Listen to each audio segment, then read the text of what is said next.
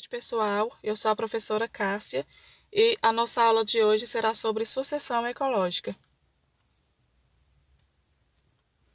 E o que é sucessão ecológica?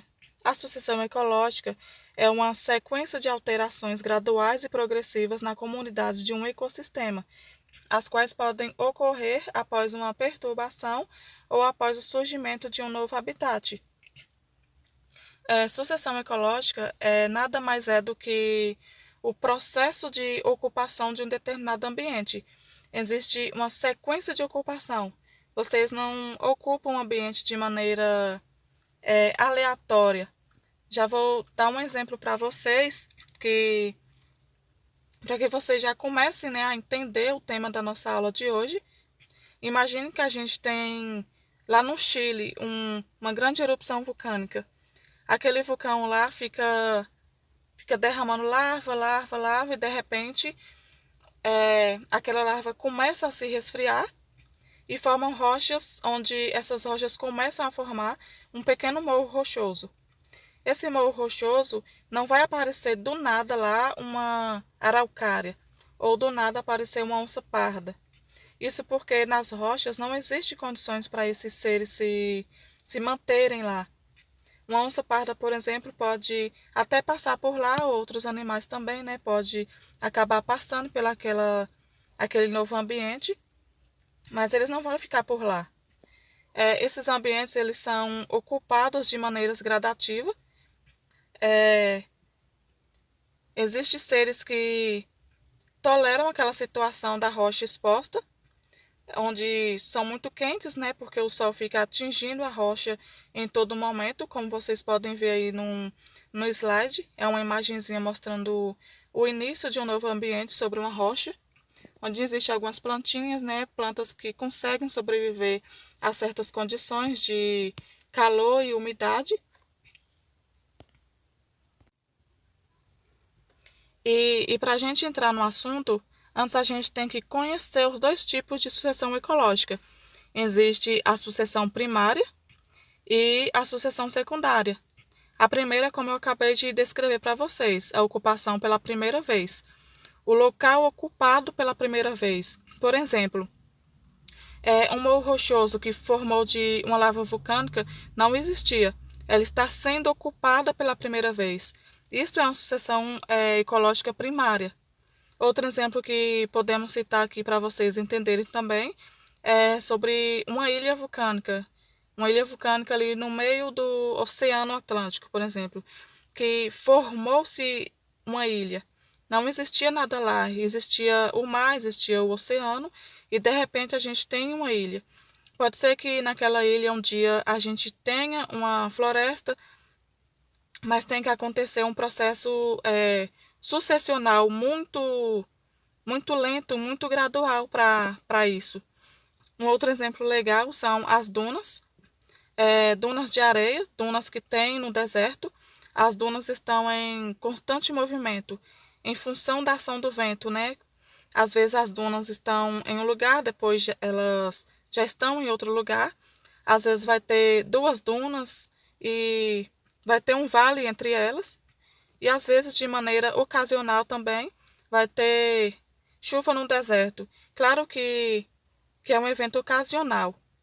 E aquela chuva faz, às vezes, ter entre uma duna e outra um pouquinho de retenção de umidade. Essa umidade já é suficiente para a germinação de algumas sementes que estão há anos esperando essa chuva acontecer.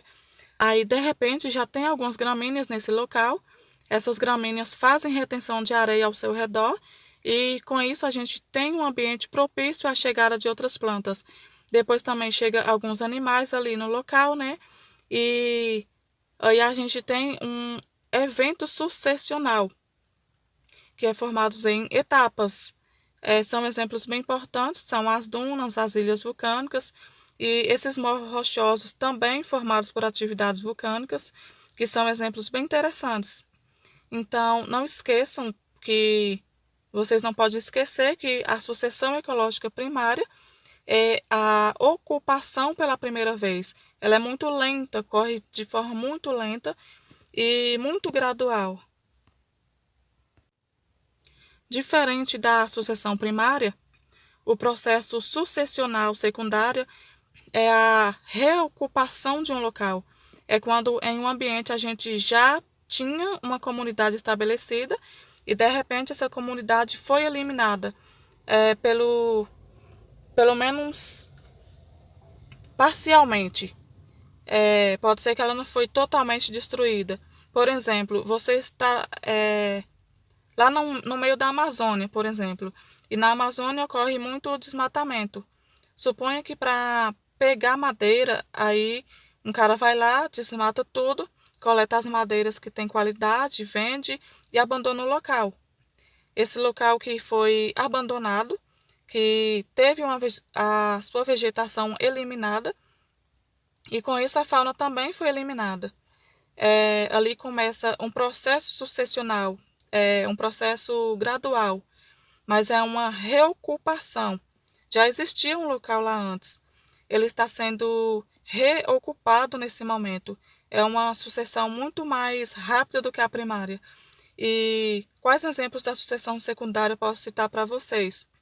O pós-queimada, o pós-queimada, o pós-desmatamento, abandono de um campo de cultivo, por exemplo. Então imagina que você tem lá um local que está plantado soja, por exemplo. Aí você abandona aquele local.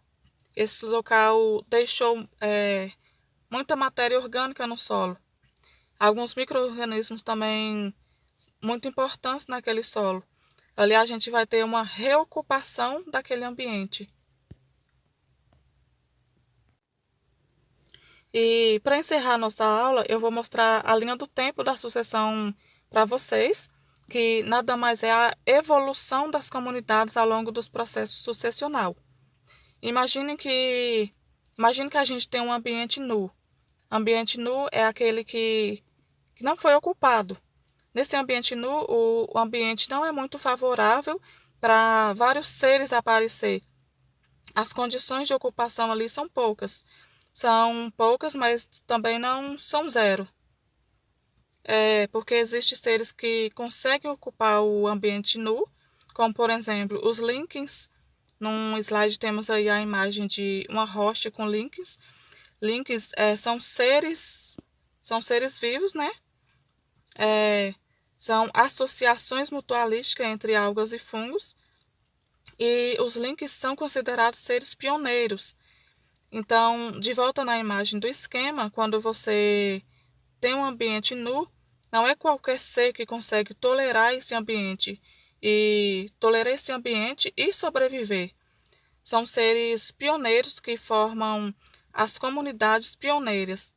E na comunidade pioneira temos os links que vocês estão vendo aí na imagem, que se estabelecem sobre as rochas e gradativamente eles vão desencadeando processos erosivos nessas rochas, onde essas rochas, quando vai sendo erodida, vai formando solo, e nesse solo vai acumulando matéria orgânica.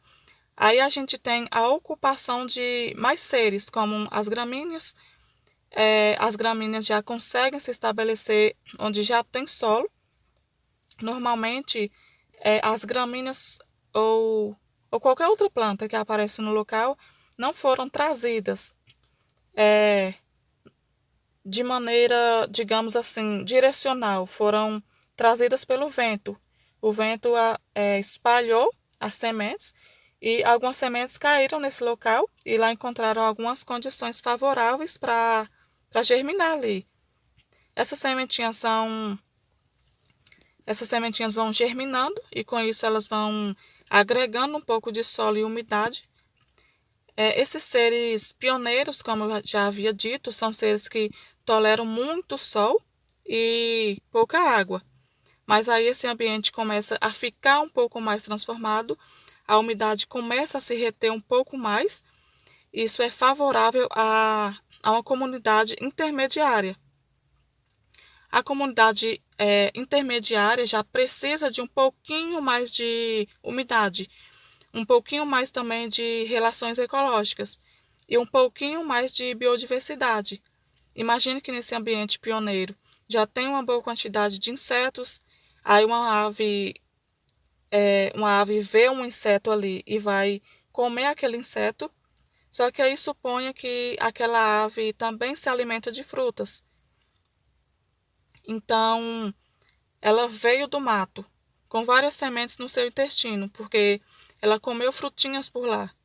Aí ela vai e vê um inseto no ambiente que ainda tem uma comunidade pioneira, aí ela come o inseto, faz a digestão, quando ela defeca, ela libera sementes que ela ingeriu lá na outra comunidade.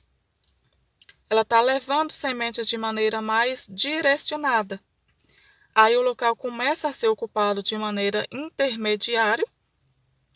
Nessa comunidade na comunidade intermediária já temos arbustos sobre arbustos, subarbustos, pequenos animais insetívoros, pequenos animais herbívoros. Esse ambiente ainda tolera muito sol, só que precisa de um pouquinho mais de umidade para sobreviver. Aí chegamos na última etapa, no momento que já temos uma comunidade intermediária bem estabelecida, onde começa a criar sombreamento no solo, e com sombreamento no solo, o solo tem mais umidade. Ali existem plantas que só conseguem germinar suas sementes na sombra. Essas plantas que só germinam na sombra não têm chance nenhuma de sobreviver no ambiente pioneiro.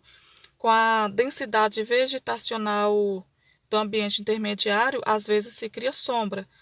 E com essa sombra, algumas sementes começam a germinar e começam a formar árvores de grande porte. Esse momento a gente vai chamar de comunidade de estabilidade, ou, como mais conhecido, comunidade clímax. Essa comunidade está no seu auge de biodiversidade, de biomassa, de relações ecológicas. Lá já tem vários seres diferentes. Nessa comunidade precisa de mais sombra, precisa de mais umidade, comparado, né, com as outras etapas da sucessão ecológica. Essa foi nossa aula, né? Eu espero que vocês tenham entendido um pouquinho sobre sucessão ecológica. E essas são as referências bibliográficas para que, se vocês quiserem consultar os materiais que foram utilizados na aula, para vocês compreender melhor sobre o tema.